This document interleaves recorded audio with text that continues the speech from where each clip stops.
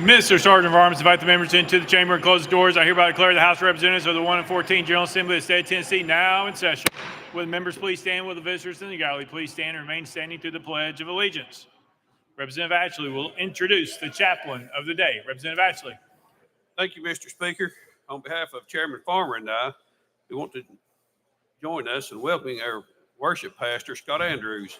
He has served the church at the First Baptist Sevierville for the past 36 years. He was born in San Bernardino, California. He's a son of United States Air Force captain. He is not just a leader in our church, but also a loving husband to Jennifer and a proud father of 3 girls and 7 grandchildren, which shows his commitment to family and community. Scott's leadership extends beyond our church. He is the chairman-elect of the Tennessee Baptist Mission Board, a role that reflects his influence on the broader community. He also serves as vice president of JPA Ministry, a ministry that reaches out to the people of the Philippines. His heart for international missions has led him to escort hundreds of people to Ukraine, Kenya, Brazil, Malta, Wales, and the Philippines. On Friday nights, you can find him at the Sevier County High School football field. He is a passionate supporter of the Sevier County Smoky Bears, the current 5A state champions. He has unwavering support and dedication to the team, as he has sung the national anthem at our home games for the last 33 years. On Saturday, he passionately supports the University of Tennessee Volunteers. In 2016, for his dedication and contribution to the sport, he was inducted into the East Tennessee Football College Hall of Fame. Please join me in welcoming Scott Andrews. Thank you, Speaker Sexton. Thank you, Representative Ashley. Thank you for inviting me today. We would none of us be here without the Lord. And we want to thank him for his guidance in all things, including how we should pray. Our Father, which art in heaven, hallowed be thy name. Thy kingdom come, thy will be done in earth as it is in heaven.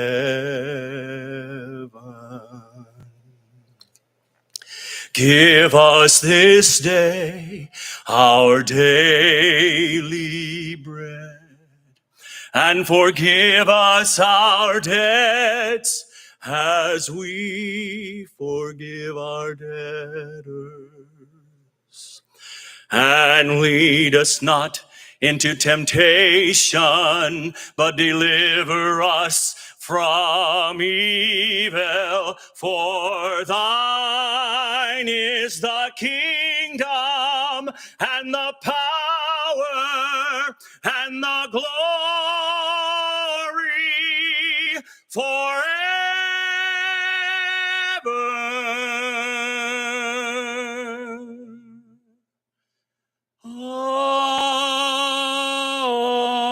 Amen. You are the Almighty. You are the Lord our God. You provided us a way to heaven through your Son, Jesus Christ. Thank you for your Son, and thank you for his resurrection, and that we will soon celebrate. We've confessed to you, Lord, that we failed you and we've disappointed you. Lord, we ask that you would forgive us. We're so thankful for this great state of Tennessee, which is heaven here on earth. Thank you for allowing us to live here in the greatest state in the U.S. Thank you for this legislature. Thank you for their commitment and their sacrifice to serve the people of this great state. We thank you for the leaders. I pray, Father, that you give them wisdom as they lead this body and they lead this state. Thank you, Lord, for your blessings on us. So undeserved, yet you continue to bless us. Lord, today we ask that you would continue to bless this great state. Bless these, our elected leaders. Give them wisdom and discernment. Guide and guard their hearts. We'd be remiss, Lord, if we didn't ask you to be with those that have been affected by the recent storms and flooding across this state, especially in the last few days. Give them comfort and hope as only you can. And additionally, Lord, please be with all of our first responders who continually take care of all of us. Mostly, Lord, we thank you for your presence with us here today. And it's in your Son's sweet name that we pray. Amen. Representative Atchley would lead us in the Pledge of Allegiance. I pledge allegiance to the flag of the United States of America and to the republic for which it stands, one nation under God, indivisible, with liberty and justice for all.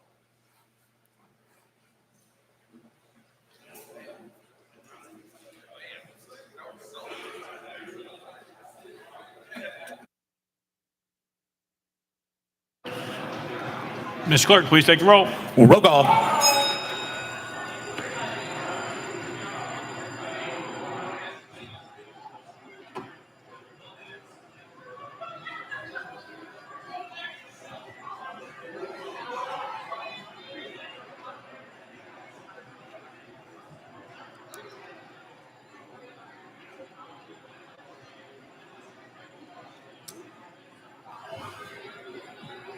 Ms. Clerk, please take the roll.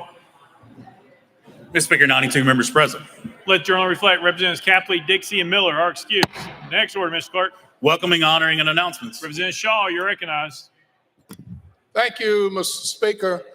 If I could get your attention, I would like to get a shout out this evening to Mayor Curtis Lane and the folks down in Grand Junction, Tennessee, in Hardeman County, where the tornado came through this past Wednesday evening and wiped out Grand Junction, but fortunately there were no casualties at all, and we're grateful for that. And I'd like to get a moment of silence as we just lift them up and thank the good Lord for blessing them through the storm.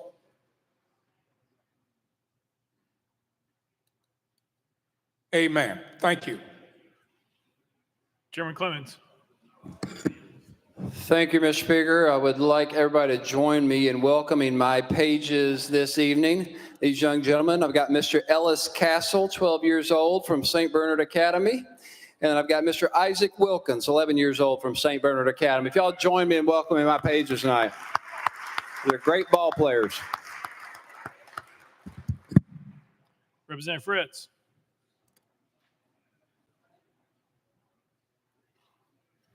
Representative Butler's desk. Thank you, Mr. Speaker. We'd like to welcome Madison Clark, my page for the day. She's come to help us. Give her a big warm welcome. And We would also like to welcome her mom and dad, Mr. and Miss Clark. They're sitting up over here on the left side. If y'all would stand to be recognized. We appreciate y'all being at the Capitol today. Thank you. Representative Vaughn.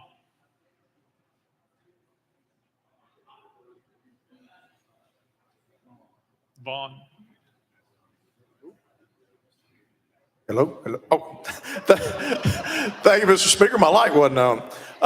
We'd like to take this time to invite everybody to come by the conference room on 5C Wednesday at lunch. It is University of Memphis State University's Day on the Hill, and Coach Simmons, Coach Sinkfield, and Coach Hardaway are going to be there. And for those of you who remembered last time, Coach Hardaway is very generous. So if you have any gear that did not get signed last year, bring it. He's very gracious with his time, and he is always willing to do that. No word yet whether or not Little Penny will make the trip, but we'll be on the lookout. Thank you, sir. Representative Pearson.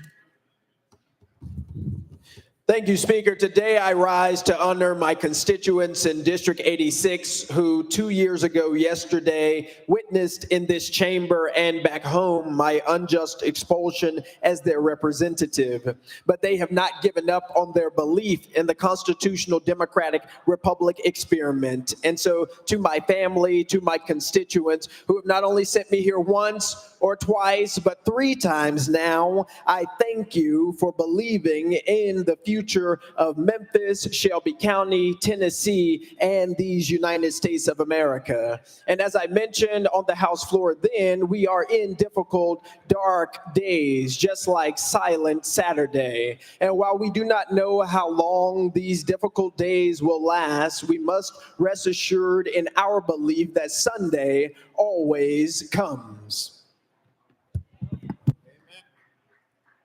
Deputy Speaker Zachary. Thank you, Mr. Speaker. Members, please join me in welcoming my pages with, these guys have strong Old Testament names, Nehemiah and Noah right there in the back. If you guys could wave, if you could please help me welcome. Good to have you guys. Representative Boyd. Thank you, Mr. Speaker. Members, help me in welcoming tonight from the Lebanon Special School District, 2 board members, Mr. Joel Thacker and Chairman of the board, Ms. Heather Gallagher, up here in the balcony. Thank you. Thank you, Mr. Speaker. Representative Keisling. Thank you, Mr. Speaker. Appreciate it. Last week medically speaking, was a challenge for me and the family, but I do want to say thank you to each and every one of you that took time for an email, a phone call, a text. God bless you, each and every one of you. Thank you, and thank you, Mr. Speaker.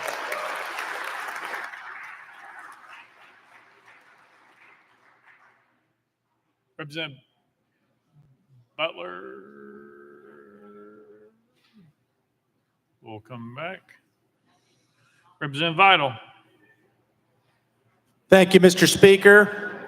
Please join me in honoring the University of Tennessee at Chattanooga for the NIT championship last week. Go Mocs. And second, I want to welcome my son Levi, who's here today in the gallery up there with the cowboy hat on. Thank you. Representative Haston. Thank you, Mr. Speaker. A few more pages to help me welcome on the floor today. Hamid Watt, Minji Kim, Noemi Gutierrez, and Anderson Roca.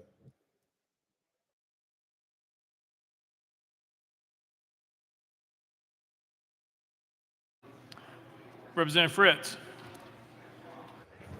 Thank you again, Mr. Speaker. I would just like to announce that this week on the 9th April, from 8 to 3, we will have our 2nd annual Nuclear and Innovative Energy Day on the Hill. We're currently expecting about 20 exhibits, so I would welcome y'all to drop by 8C and 8D. And again, that's on this Wednesday. Thank you, Mr. Speaker. Thank you. Representative Jones of Davison. Thank you, colleagues. I didn't let her know I was going to do this, but I would like to recognize one of the most courageous and noble Tennesseans I know who's in the balcony with us today, Miss Lynn McFarland. She is 80-year-old elder here, lifelong Tennessean.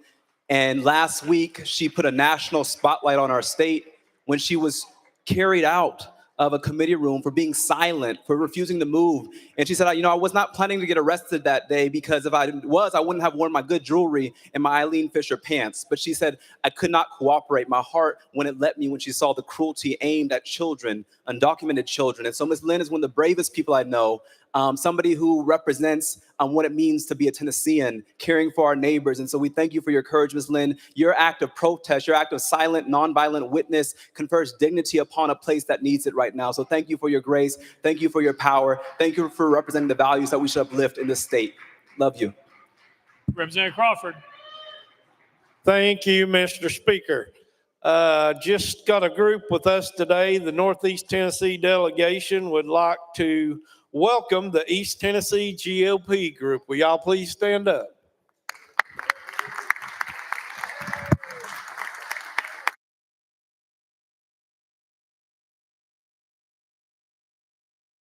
Representative Sparks. Thank you, Mr. Speaker. Mr. Speaker, I want to recognize MTSU recent grad, Terica Black. Terica, stand up back there. Mass media student. She's a little on the bougie side out of Memphis, but a great lady, and she's got so much potential. Y'all make her feel welcome. Representative Bain. Thank you, Mr. Speaker. I'd like to welcome two lovely constituents, the Holdings, who are back there and own a small business in House District 51 in Madison. So please make them feel welcome.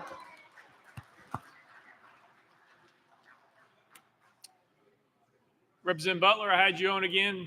Nope. All right. Anyone else seeking recognition or welcome, honoring, or announcements? Next order, Ms. Clerk.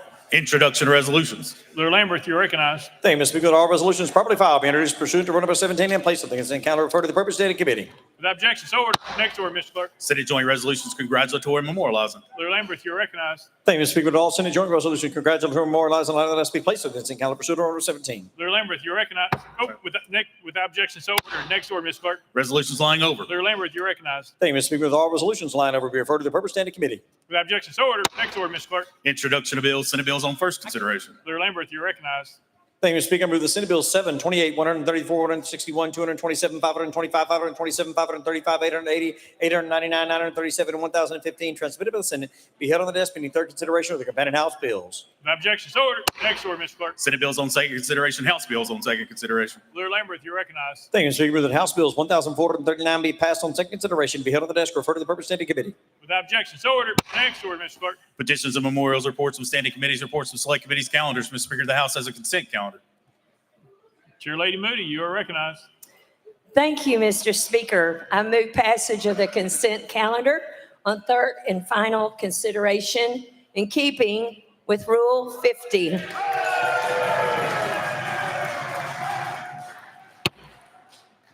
Chair Lady Moody moves passage of the consent calendar. Probably seconded. Mr. Clerk, any objections have been filed? Mr. Speaker, item 2, House Bill 540 has been objected to by Representative Warner. Item 3, House Bill 437 has been objected to by Chairman Clemens. Item 7, House Bill 562 has been objected to by Chairman Clemens. Item 11, House Bill 1085 has been objected to by Chairman Clemens. And finally, Mr. Speaker, item 13, House Bill 913 has been objected to by Chairman Clemens. All right. Anyone seeking recognition on the consent calendar? Representative Parkinson, you're recognized. Thank you, Mr. Speaker. Mr. Speaker, I got caught slipping, but I got 3 resolutions on there for graduates. I think they're number 565, 556, and 557, something around there. And I would like all those voting in the affirmative to be listed as co-prime sponsors, with Shelby County delegation being listed first. Hang on. Well, I think we need a little more precision. We need a little more somewhere precision. around that I can help with that. Thank you, Mr. Speaker. It's right here. Y'all see what number? Okay. Here we go, Mr. Speaker. It is House HJR 554, 555, and 556. Sound about right? Okay. Without objection. Oh. My apologies.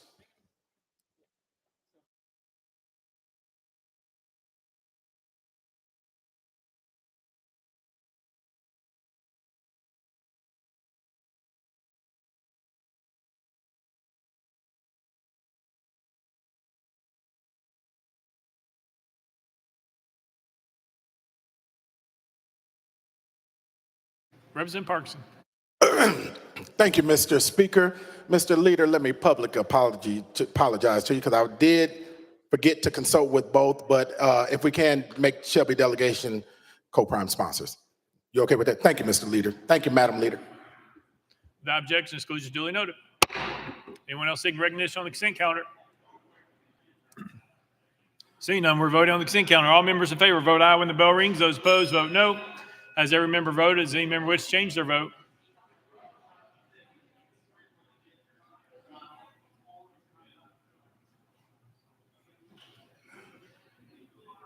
Kumar, aye. Ms. Clerk, please take the vote. Ayes 96, no nays. Having received the Constitution majority, I declare the consent calendar passed without objection. Most reeks here is tabled. Next order, Ms. Clerk. Mr. Speaker, the House has a regular calendar. Call it first bill, Ms. Clerk. House Bill 1418 by Chairman Boyd relative to the 10th School District of Wilson County. Chairman Boyd, you're recognized. Thank you, Mr. Speaker. I move passage of House Bill 1418 on third and final consideration. Chairman Boyd moves passage by second. Mr. Clerk, any amendments been filed? Mr. Speaker, no amendments filed. Chairman Boyd, you're recognized. Thank you, Mr. Speaker. Members, House Bill 1418 was brought to me by the Lebanon Special School District. They are a school district that currently has 3 board members, and they would like to expand that to 5 board members. They did give me a resolution passed with a 2/3 majority. Mr. Speaker, I renew my motion. Chairman Boyd renews his motion. Any discussion on the bill? Seeing none, any objection to the question? Seeing none, we're voting. All those in favor of House Bill 1418, vote aye when the bell rings. Those opposed, vote no. Has every member voted? Does any member wish to change their vote? Freeman, aye. Crawford, aye. Mr. Clerk, please take the vote. Ayes 94, no nays. House Bill 1418, having received a constitutional majority, I declare it passed without objection. The motion reads here table. Next bill, Mr. Clerk. House Bill 1137 by Chairman Boyd, relative to subsurface sewage disposal systems. Mr. Speaker, the Senate bill is on the desk. Chairman Boyd, you're recognized. Thank you, Mr. Speaker. I move to substitute and conform to Senate Bill 883. Chairman Boyd moves substitute and conform Senate Bill 883, probably second without objection. So ordered. Chairman Boyd. Thank you, Mr. Speaker. I move passage of Senate Bill 883 on third and final consideration. Chairman Boyd moves passage of Senate Bill 883 on third and final consideration, probably second. Mr. Clerk, call it First Amendment. House Agricultural and Natural Resources Committee Amendment Number 1. Mr. Speaker, it's similar to Senate Amendment 1. Chairman Todd, you're recognized. Thank you, Mr. Speaker. Move to withdraw. Without objection, Amendment Number 1 withdrawn. Next amendment, Mr. Clerk. Mr. Speaker, no further amendments. Chairman Boyd, you're recognized. Thank you, Mr. Speaker. Members, Senate Bill 883 involves the Tennessee Department of Environmental Conservation. Over the last few years, it has become more and more difficult and taken longer to get a septic permit issued by TDEC. And so what this bill does is it simply requires them to either approve or disapprove the septic permit within 10 business days. And Mr. Speaker, I renew my motion. Chairman Boyd renews his motion. Any discussion on the bill? Seeing none, any objection to the question? Seeing none, all those in favor of Senate Bill 883, vote aye when the bell rings. Those opposed, vote no. Has every member voted? Does any member wish to change their vote?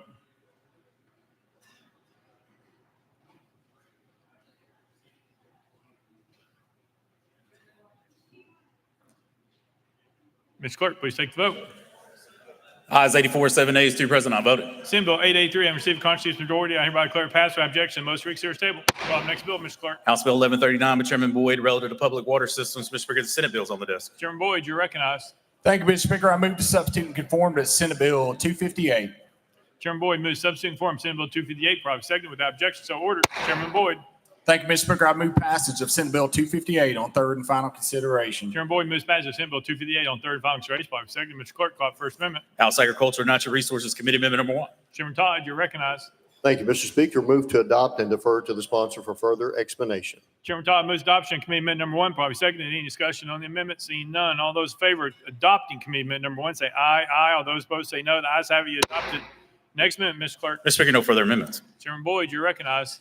Thank you, Mr. Speaker. Members, I have an apartment complex in my district that softens water. It's in one of the hardest water utility districts in the state, and they soften water for the tenants at the apartment complex. And somehow TDEC sort of inadvertently came across them, and they now regulate them and require testing similar to how they would if they were a public water district or a water authority or municipal. And so what this bill does is it says that although they are considered a water treatment system under federal rule, under the EPA, that they will require us that the facility monitor consecutive systems for influent and finished water for hardness, alkalinity, and pH on a quarterly basis, and sodium on an annual basis to TDEC. And so we think that will be a lot less than what they're currently doing until such time as we can get the issue resolved with the EPA. Mr. Speaker, I renew my motion. Chairman Boyd renews his motion. Any discussion on the bill?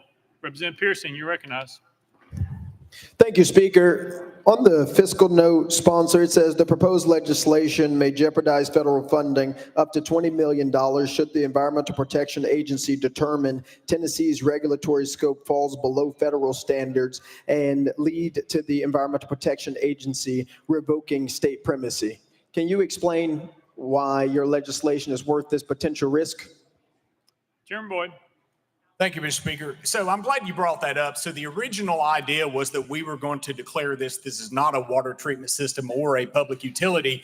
And because that contradicts with what the federal rule says in the EPA, it could have put us in jeopardy of losing federal funding. Sort of in the 11th hour, we came up with a compromise with TDEC, and they said if they would commit to doing this series of testing, that they would be compliant with the federal EPA rule. And so there's no jeopardy anymore. It took that off the table. Representative Pearson. Thank you, sponsor. Representative Freeman. Thank you, Mr. Speaker and sponsor. Good work on getting this to the finish line. I know that we worked on it for a couple of years, and everybody in here, I just want you to understand how hard the chairman has worked. This was brought to him by someone in his community. He got everybody together, was told we can't do it, came back with legislation the next year. So good work, and thank you for doing it. Chairman Boyd. Thank you, Mr. Speaker. And I just want to remind you, nothing says I love your bill like signing on as a co-sponsor.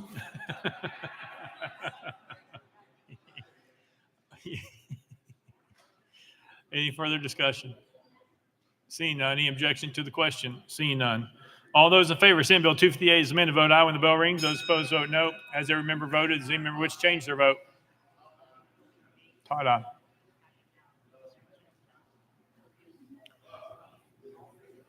Mr. Clerk, please take the vote. Ayes 94, no nays, one present, not voting. Senate Bill 258 having received a constitutional majority, I hereby clerk pass without objection. Most reconsider table. Next bill, Mr. Clerk. House Bill 178 by Chairman Bosso and others relative to Success Sequence Act. Mr. Speaker, the Senate bill is on the desk. Chairman Bosso, you're recognized. Thank you, Mr. Speaker. I move to substitute and conform to Senate Bill 471. Chairman Bosso moves substitute form Senate Bill 471, probably seconded without objection. So ordered. Chairman Bosso. Thank you, Mr. Speaker. I move passage of SB 471 on third and final consideration. Chairman Bosso moves passage of Senate Bill 471 on third and final consideration. Probably second. Mr. Clerk, call it First Amendment. House Education Committee Amendment number 1, Mr. Speaker, same as Senate Amendment number 1.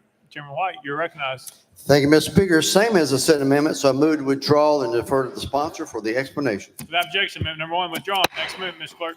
House Amendment 2 by Representative Bain, Mr. Speaker, was not timely filed. Representative Bain, you are recognized. Thank you, Mr. Speaker. I don't see them. There we go. So this amendment is my antidote to what you are trying to do, because I believe what you are trying to do refuses to acknowledge the diversity and plurality of the human experience. Families look very different in today's age. And I believe it ignores and blames the real barriers that people face, including me, a millennial woman in this body. I have student debt. And when anyone has asked me, do you want children? Do you plan to have children? And I always respond, in this economy. So I just wanted to add a few whereas clauses that consider the economic barriers such as student debt, rising cost of childcare, inadequate paid family leave, and all other policies that prevent the continuum that you are expressing in this bill. Thank you.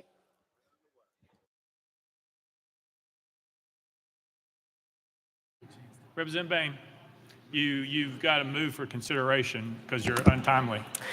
And I'd like to move for consideration. Thank you. You've heard the motion, probably seconded. We're voting for consideration of amendment number 2. All those in favor of considering amendment number 2, vote aye when the bell rings. Those opposed, vote no. Has every member voted? Does any member wish to change their vote?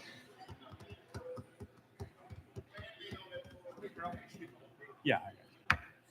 Mr. Clerk, please take the vote. Ayes 22, 72 nays. In accordance with Rule 60B, having failed to receive the necessary 2/3 vote, the motion to consider amendment number 2 fails. Next amendment, Mr. Clerk. Mr. Speaker, no further amendments. Chairman Bosso, you're recognized. Thank you, Mr. Speaker. Members, this is a bill that seeks to add to our family life curriculum. Specifically, it seeks to add instruction regarding what has become known as the success sequence. It builds on research and data that our U.S. Department of Health and Human Services has collected from 2018 to the present. And specifically, it instructs students that if they follow the sequence of high school, college, employment, marriage, and family, that they are likely to give themselves economic opportunity and lift themselves out of poverty. With that, Mr. Speaker, I stand ready for questions and renew my motion. Chairman Bosso renews the motion. Any discussion on the bill? Representative Martin of Hamilton. Thank you, Mr. Speaker, and thank you, sponsor, for bringing this bill. Years ago, I heard someone say that your chance of being in poverty is your children's chance of being in poverty is only 2% if you follow this sequence. of getting a high school education, getting a job, getting married, and then procreating. And I've taught my children that. They're all adults now. And I was kind of rather surprised when I saw this as a bill, but it warmed my heart because it goes back to when I had children and teenage boys, and I sat down with them and talked with them about the things, the keys that's going to make life successful for them. And so, Representative Bolso, I want to thank you for bringing this. I've seen the value of it in my own personal family, and I wanted to thank you and let you know how much I appreciate this bill. Chairman Bolso. Thank you, Mr. Speaker. And my good friend from Hamilton County, thank you very much for those remarks. Representative Johnson. Thank you, Mr. Speaker. Again, as an educator, I think it's really important that we teach the characteristics and the skills that kids are going to need to be successful. We can't teach them to be privileged. We can't teach them that they have to be in these circumstances to be successful. This is privilege for many folks. I didn't come up this way, but I feel like I'm pretty successful. I would imagine less than 50% in the room tonight did not come up this same way. But what we need to teach kids is not that you have to be in these circumstances, but you need to be a good problem solver, have the skills to become successful, that you have grit and determination. You're able to set goals and accomplish them. All of the research, and I dug into it the last 2 weeks, the research gives these characteristics, these skills, and these qualities as what makes someone a success. Because everybody's not going to have those options in that way. It's just not available to some. To many, it's not available. So to pretend that you are less than, or you're not going to be accomplished because you can't do this, are we also going to teach that you better not live in a rural community, you better live in the city because wages are higher? Because if you want somebody to earn a living wage in Tennessee, you're going to need to live in a city. And I bet some folks would disagree with that in here. The reality is what we need to do are to teach kids to be strong and resilient, to know how to set goals, to know how to problem solve. Those characteristics are what show up in every piece of research about becoming a success.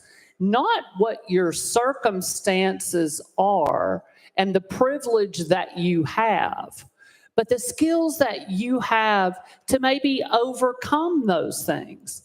And I'm not going to let this pass by without saying this is a body that told children and forced children to carry a pregnancy. So you're telling them not to have children, but you're forcing them to if they are raped. So you're setting folks up for failure by these other bills that you are passing. So let's not be hypocritical. Instead of teaching kids that it's your circumstances that determine you're going to be a success, and have kids feel like they will never be able to attain success, let's teach them those skills that will make them be able to get to the path where they can be successful without having to follow this line. I'm sorry, it was not mentioned in a bit of the research that I looked at, but characteristics, character, determination, all of those things were listed. Chairman Bolso. Thank you, Mr. Speaker. And with regard to research, members, I think you'll all find it very interesting that teaching the success sequence is not just something that's going on in Tennessee. It's going on across the country. And when you look at the research from the American Enterprise Institute, one thing they found was that 76% of parents nationally favor teaching the success sequence in K through 12. That includes 70% of Democrats as well as 85% of Republicans. And when you look at the data, it's not hard to understand why that is the case, because what the data shows is that when you look at millennials, that is adults who are now 32 to 38 years of age, that for those who followed this success sequence, this timeline of education, employment, marriage, and then children, 97% of them avoided poverty. And that includes 95% of Black students and 96% of Hispanic students, regardless of their upbringing, regardless of whether they came from intact families or not. By the time they reached their 30s, if they followed the success sequence, they were able to avoid poverty and enter the middle class or the higher class. Thank you, Mr. Speaker. Representative Powers. Thank you, Mr. Speaker. Move previous question. There's objection. We're on the board. All those in favor of previous question vote aye when the bell rings. All those opposed vote no. Has every member voted? Does any member wish to change their vote?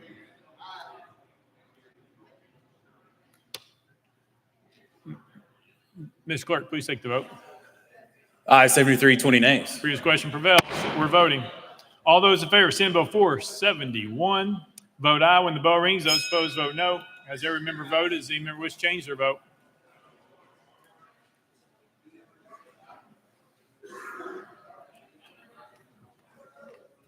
Mr. Clerk, please take the vote. Aye, 73, 20 nays, 2 present, not voted. Senate Bill 471 and received constitutional majority. I hereby declare it passed without objection. Most reconsider table. File next bill, Mr. Clerk. House Bill 392 by Representative Butler and others relative to the school grading system. Mr. Speaker, the Senate bill is on the desk. Representative Butler, you're recognized. Thank you, Mr. Speaker. I move to substitute and conform to Senate Bill 196. Representative Butler moves to substitute and conform Senate Bill 196. By second without objection. So ordered. Representative Butler. Thank you, Mr. Speaker. I move passage of Senate Bill 196 on third and final consideration. Representative Butler moves passage of Senate Bill 196 on third and final consideration. By second, Mr. Clerk, call First Amendment. House Education Committee Amendment number 1, Mr. Speaker, same as Senate Amendment number 1. Chairman White, you're recognized. Thank you, Mr. Speaker. Same as the Senate amendment. Move to withdraw and defer to the sponsor for the explanation. Without objection, amendment number 1 withdrawn. Next amendment, Mr. Clerk. Mr. Speaker, no further amendments. Representative Butler, you're recognized. Thank you, Mr. Speaker. This legislation simply lowers the 30 threshold down to 20 for school letter grade systems. With that, Mr. Speaker, I renew my motion. Representative Butler renews his motion. Any discussion on the bill? Seeing none, any objection to the question? Seeing none, we're voting. All those in favor of Senate Bill 196 vote aye when the bell rings. Those opposed vote no. Has every member voted? Does any member wish to change their vote?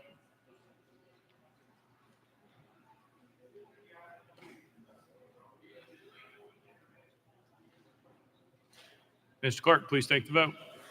Ayes 94, no nays, 1 present, not voting. Senate Bill 196, having received a constitutional majority, everybody declare it passed without objection. Most reconsider table. Call up next bill, Mr. Clerk. House Bill 134 by Representative Davis and others relative to student nutrition. Representative Davis, you're recognized. Thank you, Mr. Speaker. I move passage of House Bill 134 on third and final consideration. Representative Davis moves passage following second. Mr. Clerk, call First Amendment. House Education Committee Amendment number 1. Chairman White, you are recognized. Thank you, Mr. Speaker. I move to adopt and defer to the sponsor for the explanation. Chairman White moves adoption of Committee Amendment number 1. Properly seconded. Any discussion on the amendment? Seeing none, all those in favor of Committee Amendment number 1 say aye, aye. All those opposed say no. The ayes have it. You adopt it. Next amendment, Mr. Clerk. Mr. Speaker, no further amendments. Representative Davis, you're recognized. Thank you, Mr. Speaker. Members, House Bill 134 is in response to colored food dyes being in our school nutrition program. What we're interested in doing is removing the red dye 40 and any of the products that are served in our school lunches that have red dye 40 in them to use alternative products or alternative foods in that school nutrition program. Red dye 3 has been banned from use in topical drugs and cosmetics since 1990. And on January 15th of 2025, under the Biden administration, the FDA banned the use of red dye 3 in food and ingested drugs. Since 2010, the European Union requires food that is containing the European name for red dye 40, which is Allura Red, that same chemical that's used here that we use for red dye 40, to have a warning label that reads that it may have an adverse effect on activity and attention on children. Currently, there's about 24 states that have legislation moving forward with respect to food colorings in our food products and in the school nutrition programs. California has banned all dyes. Virginia has banned them from their school nutrition program, and West Virginia has banned all dyes in all of their foods, not only in schools. What is of real concern is that when I asked TennCare to give us the list of the top 25 attention deficit disorder drugs, they said that the top 25 in 2024 for 25,280 individuals, 18 and younger, that it cost the state over $67 million. These dyes are shown to cause hyperactivity in our children. And if we have the ability to remove some of the foods and food products being served in our school lunches that can impact those children to where they're not on these medications, I think that that's an important step that we should take. One thing that is very important to me is that in military service, if you're on attention deficit disorder medications, you cannot enlist unless you have a medical waiver from your doctor or psychiatrist saying that you will, okay, I renew my motion. Representative Davis renews her motion. Any discussion on the bill? Representative Hardaway, you're recognized. Thank you, Speaker.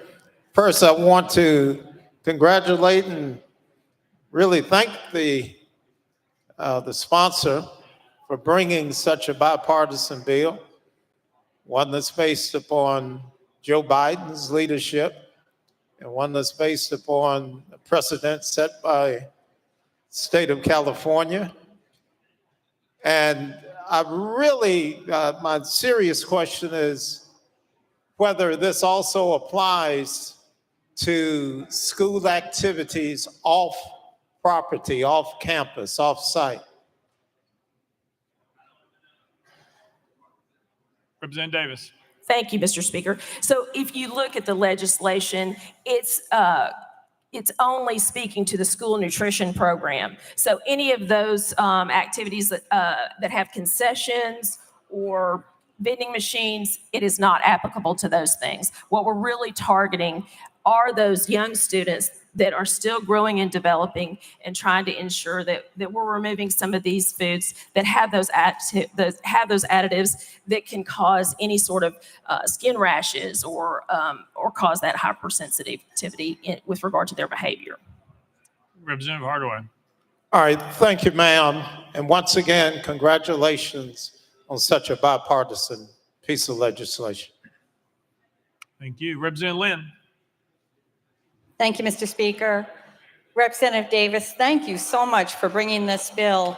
I actually knew about this as my children were growing up. My son was diagnosed with ADHD at 3 years old, and we followed the Fine Gold diet, which is basically avoiding artificial colors, flavors, and preservatives, and he was fine. He never needed medication, though if he varied from the diet, he would get hyperactive again. But we just kept him on the diet and everything was okay.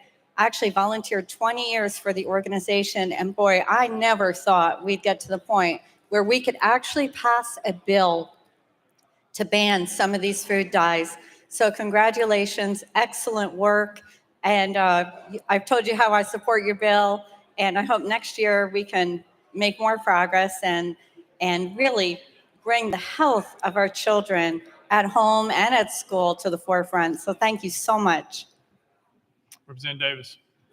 Thank you. And one of the things I think is critically important to understand is these synthetic food dyes are petroleum based. They have no nutritional value, nor do they preserve any of the things. They're just for color only. So if we know that there are alternatives to use for color that do not cause these adverse reactions, I think it's important to make sure that we're doing that. Thank you. And I renew my motion. Representative Raper. Thank you, Mr. Chair, and I call for previous question. Previous question been called. Is there objection? Seeing none, we're voting. All those in favor of House Bill 134 has been to vote aye when the bell rings. Those opposed vote no. Has every member voted? Does any member wish to change their vote?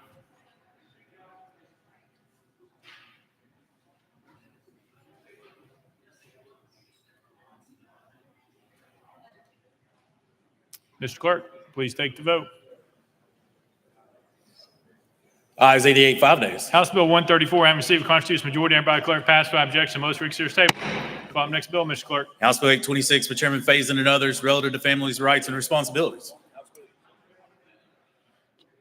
Chairman Faison, you're recognized. Thank you, Mr. Speaker. I move passage of House Bill 826 on third and final consideration. Chairman Faison moves passes. Probably second. Mr. Clerk, call up first amendment. House Judiciary Committee Amendment number 1. Chairman Farmer, you're recognized. Thank you, Mr. Speaker. This amendment rewrites the bill, move to adopt, and defer to the sponsor for further explanation. Chairman Farmer moves adoption of committee amendment number 1. Probably seconded. Any discussion on the amendment? Seeing none. All those in favor of committee amendment number 1 say aye. Aye. All those opposed say no. The ayes have it. You adopted. Next amendment, Mr. Clerk. Mr. Speaker, no further amendments. Chairman Faison, you're recognized. Thank you, Mr. Speaker. Members, this bill just clarifies in our law that school nurses can provide emergency aid to children even without a blanket consent from being turned into the school by a parent. It clarifies healthcare providers can separate and screen minors if they suspect trafficking, neglect, or abuse by a parent. That I renew my motion. Chairman Faison renews his motion. Any discussion on the bill? Representative Zachary, you're recognized. Thank you, Mr. Speaker. Move previous question. Previous question been called. Is there objection? Seeing none, we're voting. All those in favor of House Bill 826 has been to vote aye when the bell rings. Those opposed vote no. Has every member voted? Does any member wish to change their vote? Butler, aye. Camper, aye.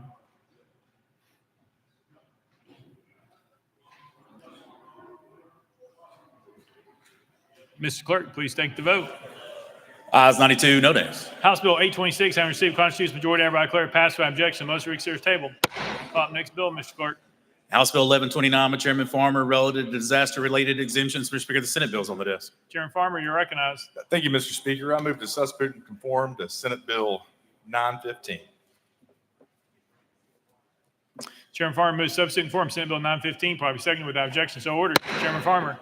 Thank you, Mr. Speaker. I move passage of Senate Bill 915 on third and final consideration. Chairman Farmer moves passage of Senate Bill 915 on third and final consideration. Probably seconded. Mr. Clerk, call up first amendment. House Transportation Committee Amendment number 1. Mr. Speaker, it's the same as Senate Amendment number 1. Chairman Howell, you're recognized.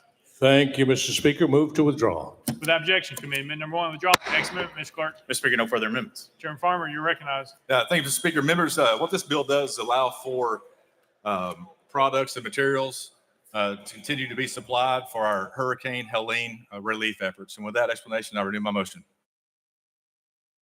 Chairman Farmer renews his motion. Any discussion on the bill? Representative Pearson.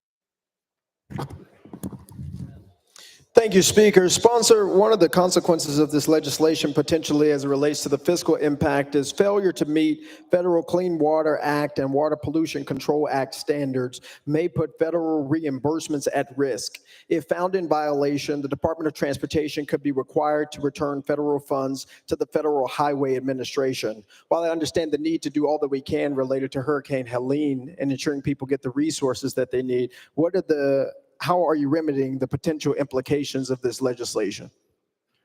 Chairman Farmer. Thank you, Mr. Speaker. And Representative Pearson, what that is, that's the initial fiscal note that you're reading from. I filed an amendment once I worked with TDOC and TDEC to remove some language that remedied that situation. So there was an addendum to that fiscal note that made it clear that those issues you raised are no longer issues. And I appreciate the question. Thank you. Representative Pearson. Thank you. Any further discussion? Seeing none, any objection to the question? We're voting. All those in favor of Senate Bill 915 vote aye when the bell rings. Those opposed vote no. Has every member cast their vote? Does any member wish to change their vote?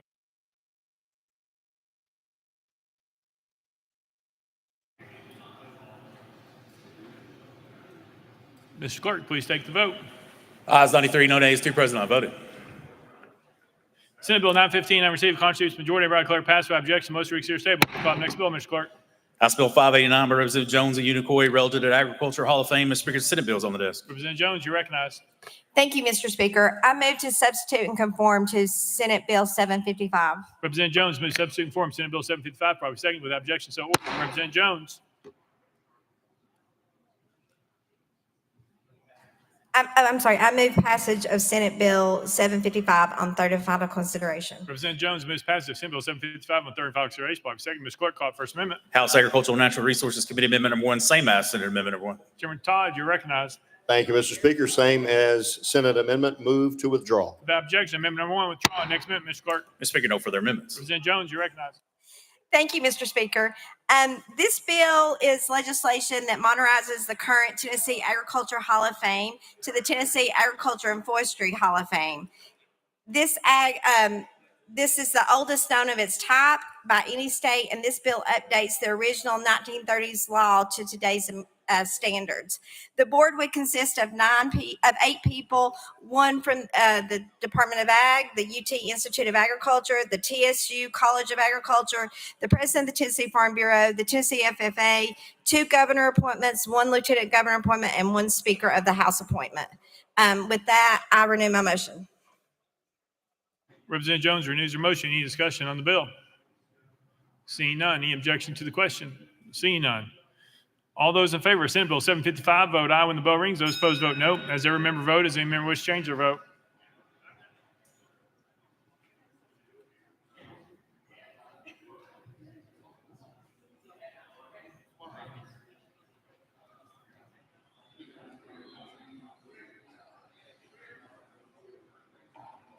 Ms. Clerk, please take the vote. Ayes 94, 1 nay. Senate Bill 755 having received a constitutional majority, I declare passed without objection. Most reeks here is tabled. Call the next bill, Mr. Clerk. House Bill 1073 by Representative Garrett and others relative to elections. Representative Garrett, you're recognized. Thank you, Mr. Speaker. I move passage of House Bill 1073 on third and final consideration. Representative Garrett moves passage. Probably second. Mr. Clerk, call First Amendment. House State and Local Government Committee Amendment number 1. Chairman Crawford, you're recognized. Thank you, Mr. Speaker. Amendment rewrites the bill. I move to adopt and defer to the sponsor for further explanation. Chairman Crawford moves adoption of Committee Amendment number 1. Probably seconded. Any discussion on the amendment? Seeing none. All those in favor of Committee Amendment number 1 say aye. Aye. All those opposed say no. The ayes have it. You adopted. Next amendment, Mr. Clerk. Mr. Speaker, no further amendments. Representative Garrett, you're recognized. Thank you, Mr. Speaker. Members, House Bill 1073 as amended does one simple thing. It allows coordination with door knocking to align our door knocking statute with the FEC, the Federal Election Commission, for our federal folks. So when you coordinate door knocking, you may do that now instead of where you may not know someone's door knocking in the same neighborhood. If they are, it doesn't become a violation of our current campaign statute as it relates to door knocking activities when you know they're door knocking. So with that, Mr. Speaker, I'll be happy to take any questions. Otherwise, I'll renew my motion. Representative Garrett renews his motion. Any discussion on the bill?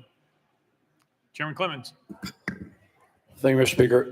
Thanks, Spencer. Just for clarification, so if a campaign hires a field representative and that field representative is a member of their team doing nothing but conducting door knocking, does the salary for that field representative or that field worker not count as a campaign contribution? Representative Garrett. Thank you, Mr. Speaker. And to make sure I understand your question, if the campaign hires that campaign worker, that would be a campaign expense that would be disclosed. If another group has somebody in a neighborhood or something and they're door knocking in the same place, in order to make sure that they don't door knock the same door twice and they know about that, that's what this bill does for someone else that's paying for another door knocker in that same neighborhood. Chairman Clemens.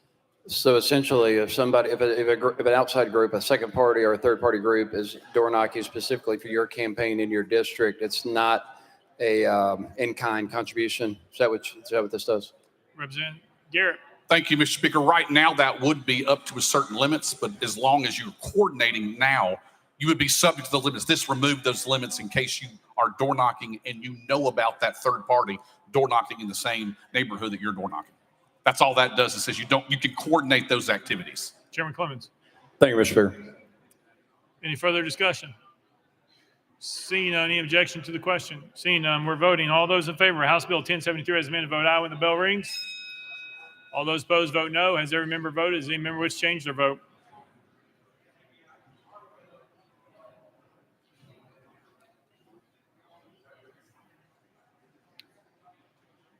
Mr. Clerk, please take the vote.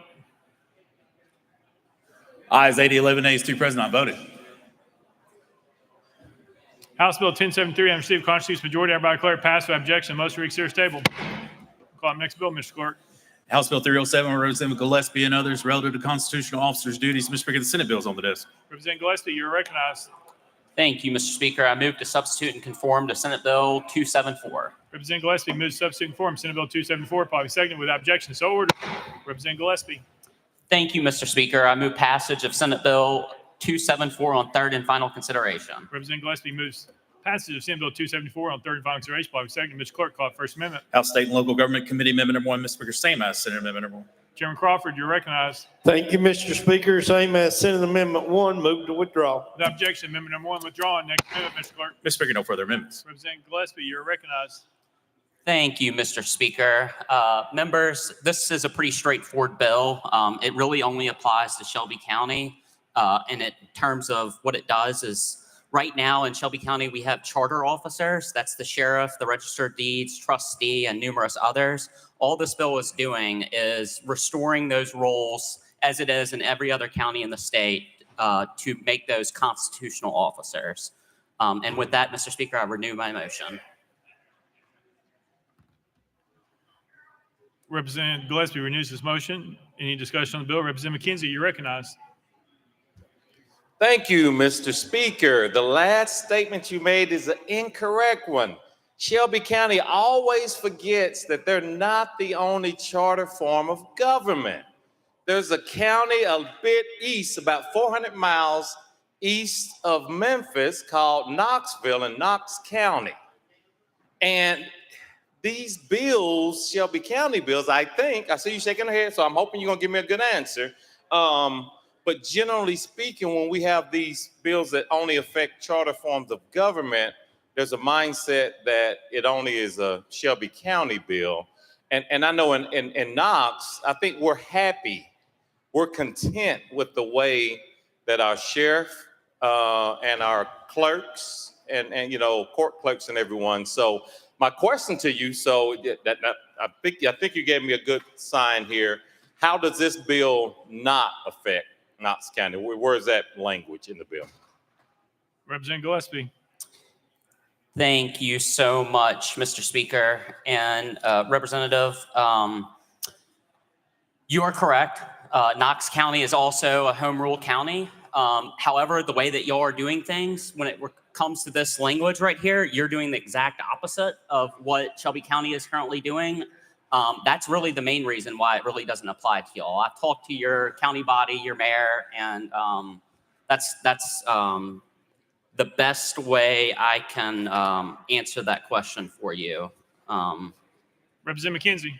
Thank you, Mr. Speaker, and thank you, sponsor. I appreciate you clarifying that. But I'll say in general, and this is just not definitely. Please don't take it directed at you, but I just want to make sure as we're passing these pieces of legislation that you do what you're doing in terms of making sure that it's not going to adversely affect. I will say, it's having a charter form, a homeroom form of government. It allows us flexibility. So this will take away that, but the present officers agree, I get it, that the folks in office right now agree that they're operating this way, but the crafters of both Shelby and Knox County chose this form of government so that they could have flexibility, but I appreciate that clarification. Thank you. Representative Gillespie. Thank you, Mr. Speaker. And also, I hope I'm not throwing someone on the bus here, but when y'all changed your home charter, y'all did it kind of the correct way. We did not. So it's and there were some lawsuits that resulted from that. And so, thank you. Maybe it was just a truck. Representative McCalman, you're recognized. Thank you, Mr. Speaker. Previous question. Previous question be called. Is there objection? I only heard, all right. There's objection on previous question. All those in favor of previous question vote aye when the bell rings. Those opposed vote no. As every member voted, does any member wish to change their vote? Mr. Clerk, please take the vote. Ayes 73, 22 nays. Previous question prevails. We're voting. All those in favor of Senate Bill 274 vote aye when the bell rings. Those opposed vote no. As every member cast their vote, does any member wish to change their vote?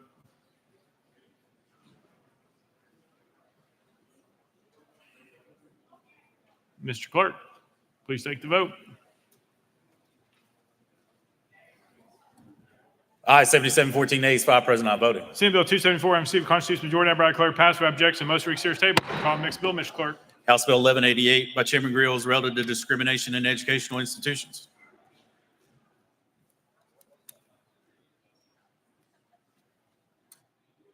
Representative Grills, you're recognized.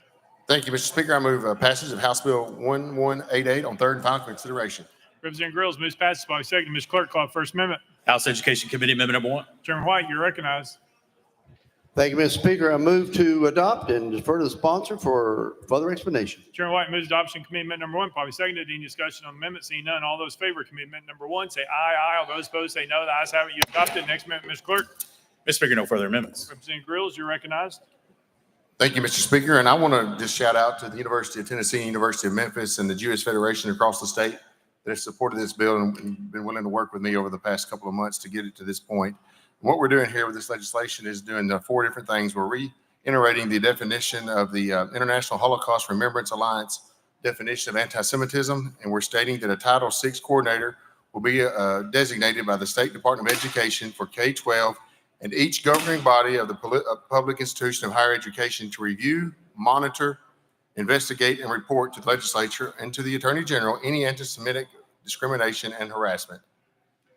This also states that the IRA definition, including its contemporary examples, shall be integrated into the student, faculty, and employee codes of conduct to the public educational institutions. And it also states that this Title VI coordinator shall issue an annual report to the General Assembly. And with that, Mr. Speaker, I renew my motion. Representative Grills renews his motion. Any discussion on the bill? Representative Travis, you're recognized. Thank you, Mr. Speaker. Move previous question.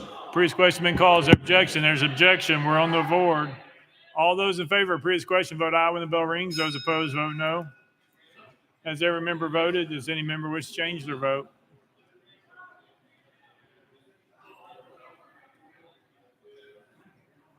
Mr. Clerk, please take the vote.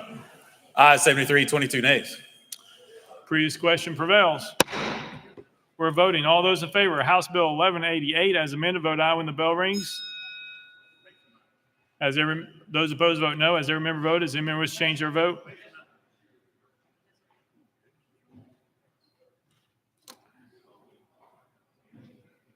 Mr. Clerk, please take the vote. Aye, 79, 11 nays, 1 present, not voted. House Bill 1188 having received a constitutional majority, I hereby declare passed without objection. Most reconsider table. Call the next bill, Mr. Clerk. House Bill 601 by Representative Freeman relative to post-conviction relief. Representative Freeman, you're recognized. Thank you, Mr. Speaker. I move passage of House Bill 601 on third and final consideration. Representative Freeman moves passage. Following second. Mr. Clerk, call First Amendment. House Judiciary Committee Amendment Number 1. Chairman Farmer, you're recognized. Thank you, Mr. Speaker. This amendment rewrites the bill. I move to adopt and defer for the sponsor for further explanation. Chairman Farmer moves adoption. Committee amendment number 1, probably seconded. Any discussion on the amendment? Seeing none. All those in favor of committee amendment number 1 say aye, aye. All those opposed say no. The ayes have it. You adopted. Next amendment, Mr. Clerk. Mr. Speaker, no further amendments. Representative Freeman, you're recognized. Thank you, Mr. Speaker. House Bill 601 as amended reflects a compromise between the Tennessee District Attorney's Conference and the Innocence Project. Currently under Tennessee law, there is no legal path for people with new non-scientific evidence of innocence to get back into court if they entered a plea guilty. This bill solves that problem by creating a pathway for innocent people to have their case heard. The law gives the judge the ability to reopen the case of innocence when an agreed petition is filed by both the district attorney general, the convicted individual, or their counsel.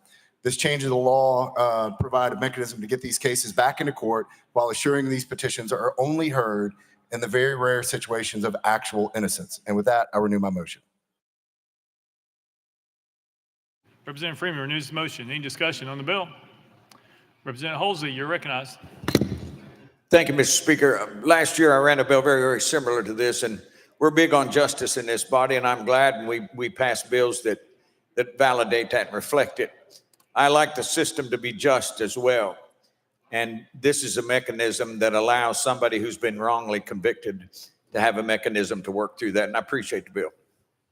Representative Freeman. I renew my motion. Representative Doggett. Thank you, Mr. Speaker, and I'll echo what my colleague from East Tennessee has said. I know that working with the District Attorney's Conference on this bill, they are truly the gatekeepers when it comes to this. Right now, there is no mechanism for an individual who is innocent to get back into the court. It's only done through the judicial process. So this would put it in code once and for all. It's the final step here, and the district attorneys have that opportunity to review this and make the final decision. Thank you. Representative Freeman. Renew my motion. All right. Representative Hardaway. Thank you, Speaker. And I thank you for the bill, sponsor. We seem to forget sometimes we put a lot of concentration on keeping people in prison after they've been convicted. But one thing we should remember, if we have an innocent person in prison, that means there's a guilty person still out there on the streets. So true justice is not just about getting an opportunity to get back in the court to prove your innocence, but it's so that the institutions will continue to pursue the guilty party. That's justice. I thank you for that. Representative Freeman. Renew my motion. All right. Representative Towns. Come on. Representative Towns. Question on the bill. Question's been called. Is there objection? Seeing none, we're voting. All those in favor of House Bill 601 as amended, vote aye. When the bell rings, those opposed, vote no. Has every member voted? Does any member wish to change their vote?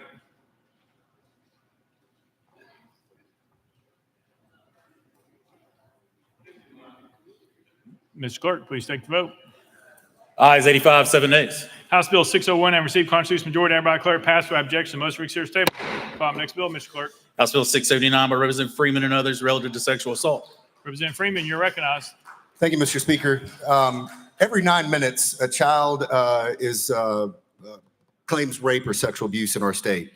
1 in 9 girls, 1 in 20 boys under the age of 18 experience sexual assault or sexual abuse. Females ages 16 to 19 are 4 times more likely than the general population to be victims of rape, attempted rape, or sexual abuse. And 93% of the perpetrators are known by the victim. What this bill does is pretty simple. Is it just puts into code a practice that people already think is happening, and it says that minors do not need to have parental consent to have a rape kit taken. And with that, I renew my motion. Representative Freeman. Representative Freeman. I'm way off, huh? Sorry. Move passage on third and final consideration. Representative Freeman moves passage. Probably second. Mr. Clerk, call it First Amendment. House Judiciary Committee Amendment number 1. Chairman Farmer, you're recognized. Thank you, Mr. Speaker. This amendment rewrites the bill. I move to adopt and defer to the sponsor for further explanation. Chairman Farmer moves adoption of Committee Amendment number 1. Probably second. Any discussion on the amendment? Seeing none. All those in favor of Committee Amendment number 1 say aye, aye. All those opposed say no. The ayes have it. You adopt the next amendment. Mr. Clerk. Mr. Speaker, no further amendments. Representative Freeman, you're recognized. I renew my motion. Representative Freeman renews his motion. Any discussion on the bill? Seeing none. Any objection to the question? Seeing none. We're voting. All those in favor of House Bill 679 as amended, vote aye when the bell rings. Those opposed, vote no. As every member voted, does any member wish to change their vote?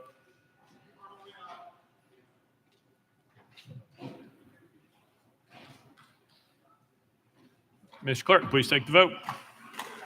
Ayes 94, no nays. House Bill 679 and received constitutional majority. I hereby declare passed without objection. Most reconsidered table. Gallery, please refrain. Warning.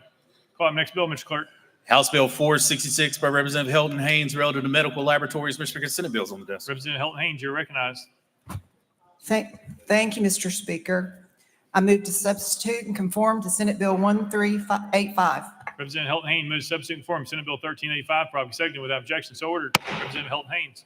Thank you, Mr. Speaker. I move passage of Senate Bill 1385 on third and final consideration. Representative Hilton Haynes moves passage of Senate Bill 1385 on third and final consideration. Probably second. Mr. Clerk, call it First Amendment. House Health Committee Amendment number 1, same as Senate Amendment number 1. Chairman Terry, you're recognized.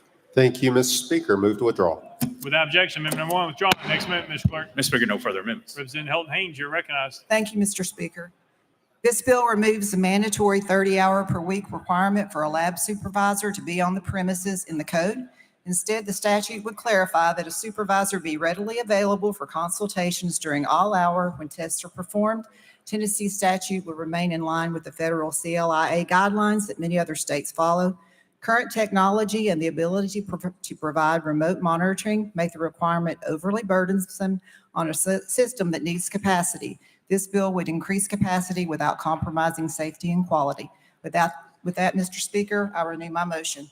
Representative Hilton Haynes renews her motion. Any discussion on the bill? Seeing none, any objection to the question? Seeing none. All those in favor of Senate Bill 1385, vote aye when the bell rings. Those opposed, vote no. As every member voted, does any member wish to change their vote?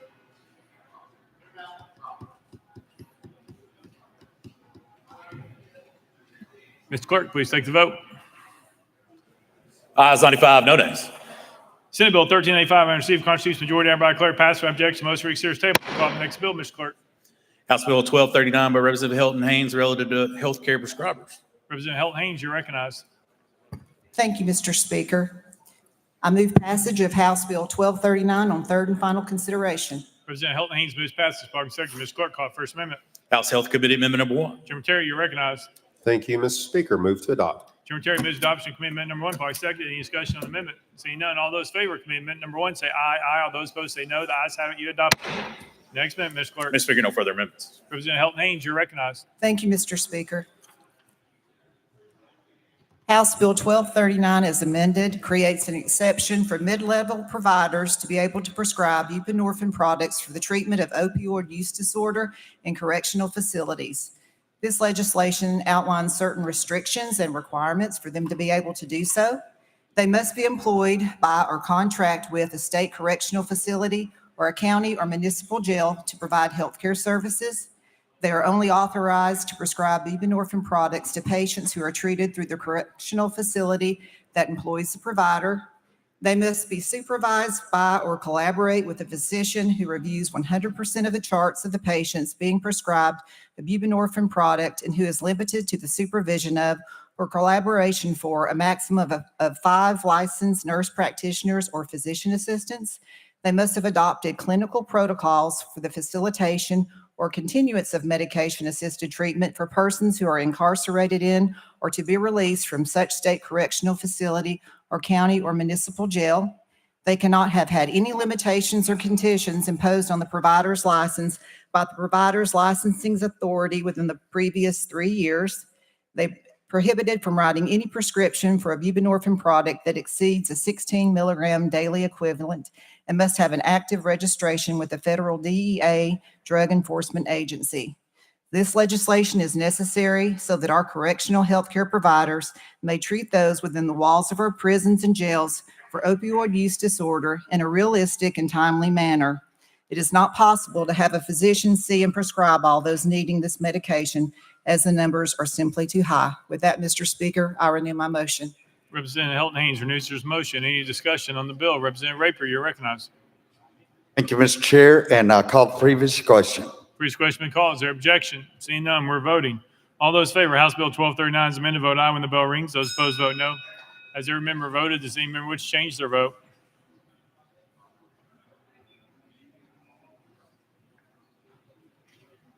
Mr. Clerk, please take the vote. Ayes 92, 1 nay. House Bill 1239 and received constitutional majority, hereby declare passed without objection. Most reconsider table. Next bill, Mr. Clerk. House Joint Resolution 147 by Representative Hilton Haynes and others, a resolution relative to the regulation of kratom. Representative Hilton Haynes, you're recognized. Thank you, Mr. Speaker. I move adoption of HJR 0147. Representative Hilton Haynes moves adoption. Bobby Secretary, Mr. Clerk, any amendment's been filed? Mr. Speaker, no amendments filed. Representative Hilton Haynes, you're recognized. Thank you, Mr. Speaker. The tragic consequences of the unregulated sale of this substance are demonstrated by the untimely death of Matthew Davenport, who died on March 18th, 2024, from a lethal interaction between his doctor-prescribed medications and kratom. Karen Davenport, his mother and a nurse practitioner, is now leading the fight to heavily regulate or outright ban the sale of kratom in Tennessee. This resolution is urging us to take action on kratom. Mr. Speaker, I renew my motion. Representative Hilton Haynes renews her motion. Any discussion on the bill? Seeing none, any objections to the question?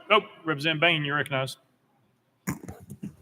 Thank you, Mr. Speaker, and I spoke briefly to the sponsor of this resolution. I had the opportunity to visit a kava bar that also offered kratom in my district last week when a constituent invited me there. And it just so happened that I met the Holdings who own the bar in Madison and also live in my district. And it was just a wonderful experience. I met a lot of folks in recovery. I met a few veterans who were using kratom to ameliorate their symptoms that they were experiencing. And it was just a wonderful, lovely experience. So I know that when we spoke, you said that right now the enforcement mechanism of the Kratom Consumer Protection Act is not being enforced. And so I really look forward to working with you to ensure that the enforcement of that law, but also the education around kratom in general, because I believe I've seen it work, and want to commend my constituents, the Holdings, for bringing it to the district and for building community around it as well. Thank you so much. Representative Hilton Haynes. Thank you. Currently, the FDA has determined that kratom is an unsafe food additive. On account of these findings, kratom is not lawfully marketed as a dietary supplement and cannot be lawfully added to conventional foods. Kratom is not lawfully marketed in the U.S. as a drug product, a dietary supplement, or a food additive in conventional food. I do plan on working on this with stakeholders over the summer. And with that, Mr. Speaker, I renew my motion. Representative Hilton Haynes renews her motion. Representative Raper, you're recognized. Thank you, Mr. Speaker. I call the previous question. Previous question been called. Is there objection? Seeing none, we're voting. All those in favor of House Joint Resolution 147, vote aye when the bell rings. Those opposed, vote no. Has every member voted? Does any member wish to change their vote?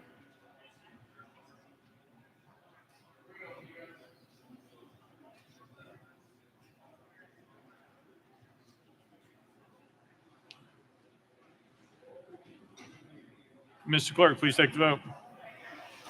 Ayes 91, nay, 2 present, not voted. House Joint Resolution 147 having received a constitutional majority, hereby declare adopted without objection. Most reconsider table.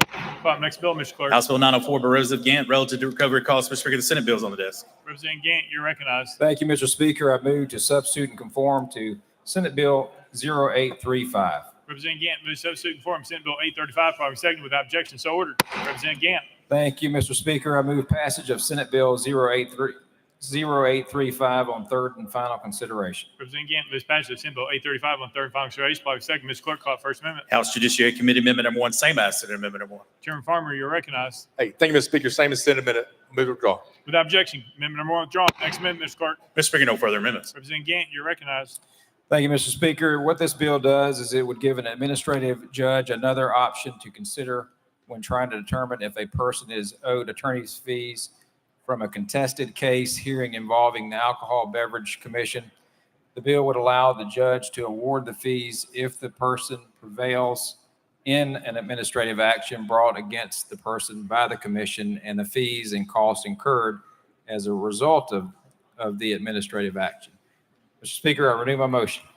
Representative Gant renews his motion. Any discussion on the bill? Seeing none, any objection to the question? Seeing none, we're voting. All those in favor of Senate Bill 835, vote aye when the bell rings. Those opposed, vote no. Has every member voted? Does any member wish to change their vote?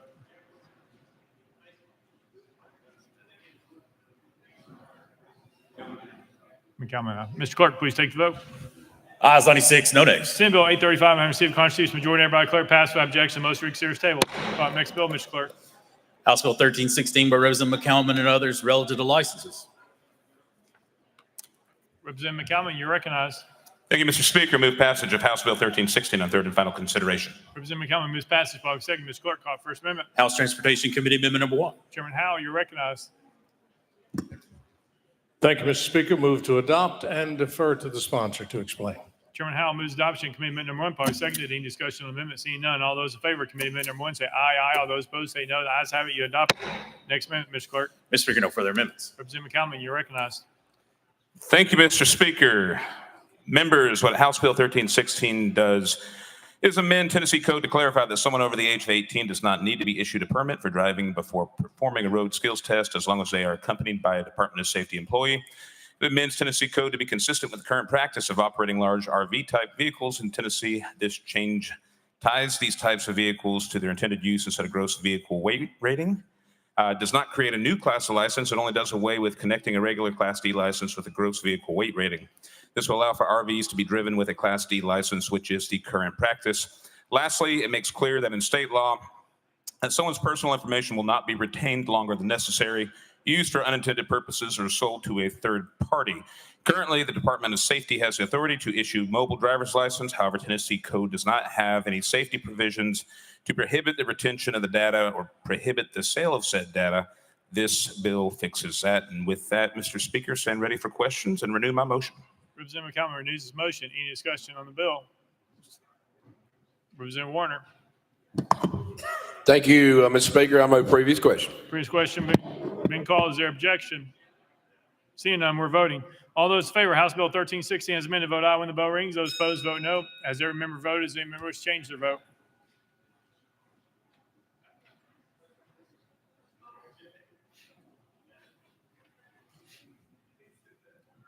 Mr. Clerk, please take the vote. Ayes 83, 7 nays, 4 present, not voting. House Bill 1316 now received constitutional majority. I declare it passed without objection. Most reconsider table. Next bill, Mr. Clerk. House Bill 995 by Chair Lady Rudder relative to substance use. Mr. Speaker, the Senate bill is on the desk. Representative Rudder, you're recognized.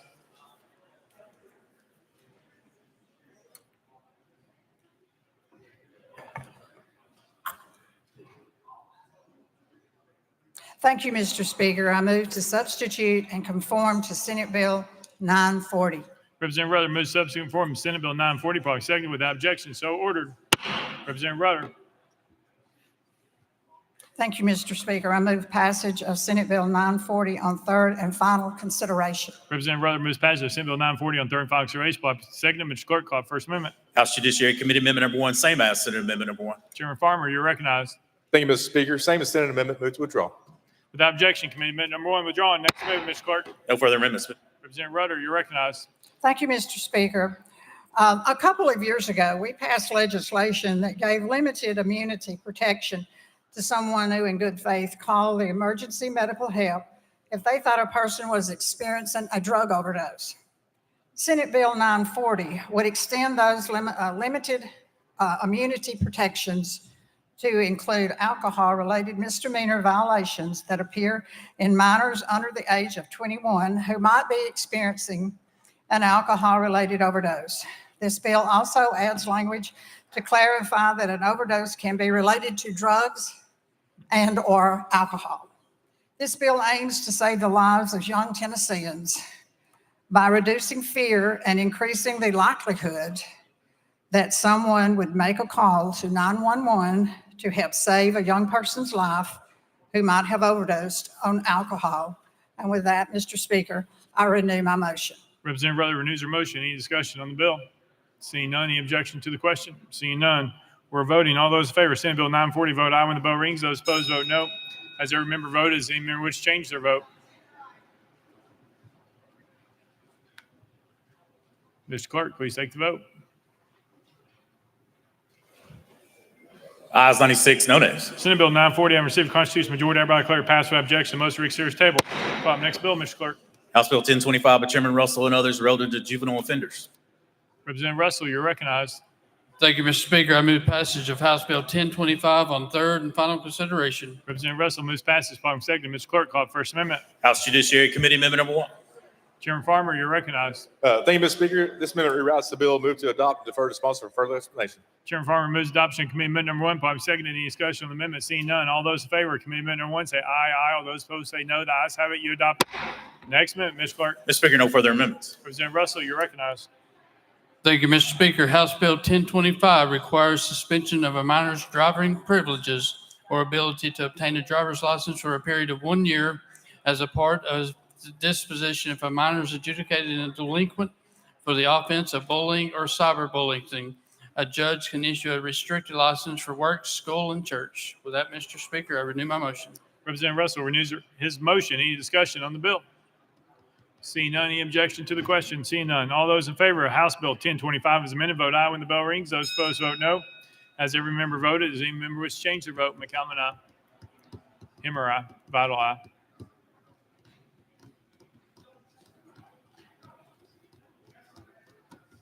Ms. Clerk, please take the vote. Ayes 85, 10 nays. House Bill 1025, having received constitutional majority, hereby declare passed by objection. Most read series table. Next bill, Mr. Clerk. House Bill 676 by Representative Stinnett and others relative to employees of state special schools. Representative Stinnett, you're recognized. Thank you, Mr. Speaker. I move passage on HB 676 on third and final consideration. Representative Stinnett moves passage by second. Mr. Clerk, call First Amendment. House Education Committee Amendment number 1. Chairman White, you're recognized. Thank you, Mr. Speaker. Move to adopt and defer to the sponsor for the explanation. Chairman White moves adoption of amendment number 1, probably seconded. Any discussion on the amendment? Seeing none, all those in favor of committee amendment number 1 say aye. Aye. All those opposed say no. The ayes have it. You adopted. Next amendment, Mr. Clerk. Mr. Speaker, no further amendments. Representative Stinnett, you're recognized. Thank you, Mr. Speaker. HB 676 concerns Tennessee's 4 special school systems: Tennessee School for the Blind, 2 schools for the deaf, and the Alvin York Agriculture Institution. This bill will require that the state school board pay the teachers and staff of these 4 special schools systems with equivalent pay and benefits as the local LEAs and charter schools in the same area.